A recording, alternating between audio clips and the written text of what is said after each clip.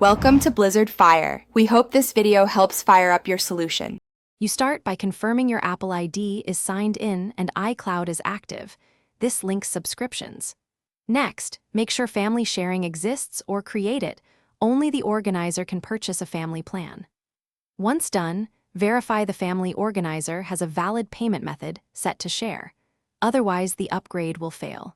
You're doing these steps now, so the switch to Apple Music Family applies to all members automatically, and subscriptions migrate cleanly, without duplicate charges. You now open the Music app or go to Settings Subscriptions and tap Apple Music to manage your plan. Choose the Family Plan option. The organizer must confirm the purchase with their Apple ID and the shared payment method. Make sure to read the cost and billing cycle before confirming so you avoid surprises. Once purchased, members invited to family sharing are granted access. Give it a few minutes to a day for playback and libraries to sync across everyone's devices. You finish by inviting people from Settings Family Sharing, add member, and sending invitations. They must accept on their devices.